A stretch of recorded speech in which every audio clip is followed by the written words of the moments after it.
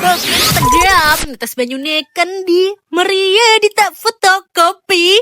Balik lagi nih sama kita yang selalu bahas hal serius, tapi tetap asik banget. Hari ini topiknya rada berat dikit nih, tapi kita kupas sampai bersih. Tantangan penegakan hukum yang berkeadilan di Indonesia. Yuk sapa dulu anak-anak kece nih. Hadir, Irdan siap bantu ngurain dikit-dikit nih. Janji nggak pakai istilah baku yang bikin pusing. Indah di sini siap ngomel dikit kalau ada yang gak masuk akal. Kan hukum harusnya adilnya. Alman aja deh, siap dengerin dulu baru ngomong, biar nggak salah paham. Panji lapor, katanya bahas hukum. Nanti aku nggak disidang kan kalau ngomong sembarangan? Eyong, intinya sih hukum itu katanya adil. Tapi kok rasanya kadang-kadang kayak mimpi ya?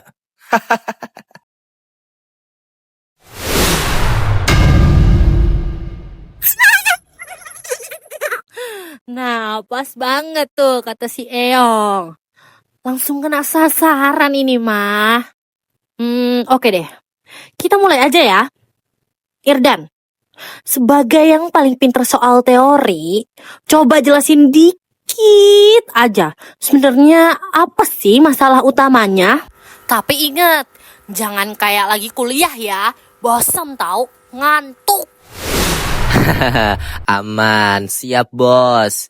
Gini nih gampangnya, secara teori sih hukum kita lengkap banget. Bukunya tebel-tebel, aturannya jelas banget. Tapi ibarat kita beli HP keluaran terbaru, speknya dewa banget, tapi sinyalnya susah banget dapetnya. Baterainya boros, terus kadang ngehang sendiri kan. Nah gitu deh kondisinya. Ada jarak gitu loh antara tulisan di kertas sama kejadian di jalanan. Di istilah akademiknya sih namanya kesenjangan hukum normatif sama hukum nyata.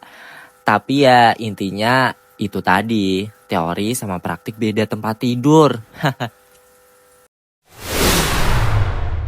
Wih, bener banget tuh. Kayak aplikasi ojek online deh. Di tulisannya tarifnya segini. Pas sampai tiba-tiba ada biaya tambahan. Ada biaya angin, biaya panas, biaya apa aja deh. Gak sesuai kesepakatan dong. Terus, kenapa sih bisa gitu? Emang hukumnya lupa diupdate ya? Nah, itu dia masalahnya Panji. Di Indonesia kan masih banyak banget suku, banyak banget adat, banyak banget kebiasaan. Nah, hukum negara itu kan satu aturan. Tapi pas masuk ke daerah, ternyata ada aturan adat yang beda. Ada aturan agama juga yang beda. Nah, kadang mereka ketabrak satu sama lain. Secara akademik sih ini namanya pluralisme hukum. Tapi gampangnya gini aja deh. Misal, kita mau main game, tapi aturan mainnya beda-beda tiap ruangan. Bingung kan jadinya siapa yang benar? Akhirnya keadilannya yang jadi bengkok. Benar tuh Indah, belum lagi masalah manusianya dong. Hukum kan dijalin sama manusia juga kan. Nah, manusia itu kan ada rasa, ada teman, ada duit, ada juga kuasa. Nah, secara teori sih penegak hukum harus netral, kayak kaca pembesar.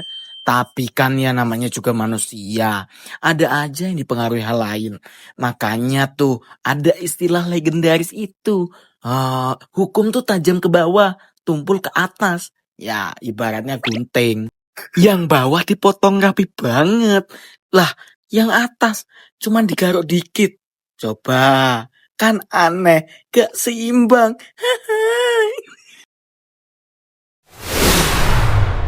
Wah, itu sih bener banget yang Alman bilang. Aku sering lihat tuh, ada yang salah dikit tapi orang biasa. Langsung proses cepat banget, berkas lengkap seketika. Ada yang salah gede tapi punya duit atau punya teman pejabat.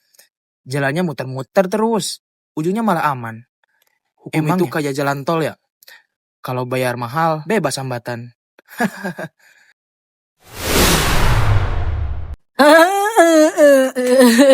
Pas banget itu analogi jalan tol. Bener ini mah. Terus selain itu, apalagi sih yang bikin hukum ini rasanya jauh banget dari kata adil?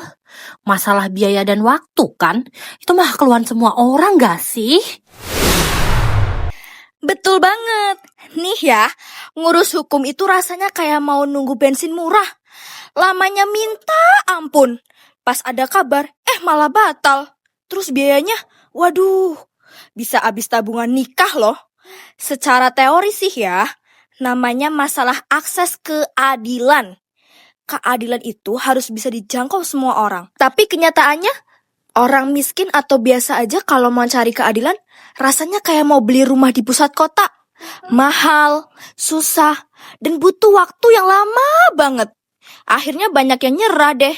Padahal dia yang bener. Rugi kan? Hah? Nah, itu dia. Aku sih bayanginnya kayak nunggu pelayan administrasi deh. Lemonya minta ampun. Tanya A, jawabnya B. Ujung-ujungnya disuruh balik lagi besok. Tapi, kalau yang punya jalur hijau, masuk bentar udah beres. Hukum kita itu sinyalnya nggak rata banget. Kayak internet di desa. Ada yang dapat 5G, ada yang masih pakai GPRS. WK. Terus, gimana dong solusinya? Harus di restart ulang ya? Pengen banget ya di restart. Tapi nggak segampang itu sih Panji. Intinya sih tantangan kita itu harus bikin aturannya nggak kaku banget. Terus ya jalaninnya harus jujur kayak anak kecil. Terus masyarakat juga harus dikasih tahu nih, hukum itu buat dia juga, bukan cuma orang kaya doang. Biar nggak ada lagi pikiran, urusan hukum ribet Betul. Satu lagi nih, hukum tuh harus peka sama keadaan sekitar. Jangan mentang-mentang aturan begini, terus dipaksain. Padahal ya masyarakat gak cocok. Kuncinya sih keseimbangan. Kalau aturannya kaku banget, tapi malah bikin susah banyak orang, ya namanya gak adil dong. Ya ibarat bikin baju. Ukurannya harus pas sama badan orangnya. Jangan ukurannya raksasa dipakai sama orang cungkring. Ya, jatuhnya lucu, tapi nggak lucu sih. Nah, gitu. Intinya sih biar hukum itu adil, murah, cepat, gak pilih-pilih orang, dan gak ribet. Kayak pesen makan di aplikasi. Kan mau apa aja ada, harganya jelas, dikirimnya cepet, sama aja buat siapa aja. Kalau hukum udah gitu, beres deh semua masalah. Gak usah pakai istilah rumit-rumit deh pokoknya. Singkat, padat, jelas banget sih Eong. Jadi kesimpulannya nih ya teman-teman, tantangan hukum berkeadilan di Indonesia tuh banyak banget. Ada masalah aturan yang beda sama kenyataan, ada masalah banyaknya aturan adat sama negara, ada masalah orangnya yang jalaninnya belum jujur banget, sampai masalah biaya dan waktu yang bikin pusing banget. Nah, bener tuh. Semuanya bakal nyambung terus kayak rantai sepeda. Kalau satu putus, ya nggak jalan. Tapi, yang paling penting sih, keadilan itu harus kerasa sama rata. Nggak cuma buat sebagian orang doang. Pokoknya semoga kedepannya hukum kita makin pinter, makin ramah. Dan gak ada lagi deh yang namanya jalur khusus. Semua jalur biasa aja. Ya, intinya pelan-pelan aja deh perbaikannya. Yang penting arahnya benar, bukan malah makin jauh, kayak udang sama semut. Iya, biar nanti kalau ada masalah, orang bilang, yuk cari keadilan. Bukan, males urus hukum. Udah, gitu aja deh. Nah, pas banget nih penutupnya. Seru banget kan bahas hal berat tapi jadi santai begini. Makasih banget loh buat Irdan, Indah, Panji, sama Alman, sama Eong yang udah bikin obrolan ini rame banget dan gak bikin ngantuk sama sekali. Buat kalian semuanya guys, semoga kalian paham ya. Sampai ketemu di obrolan seru kita selanjutnya. Hidup terasa sepi tanpa kekasih. Cukup sekian dan terima kasih. Wassalamualaikum warahmatullahi wabarakatuh. Goodbye. Dadah.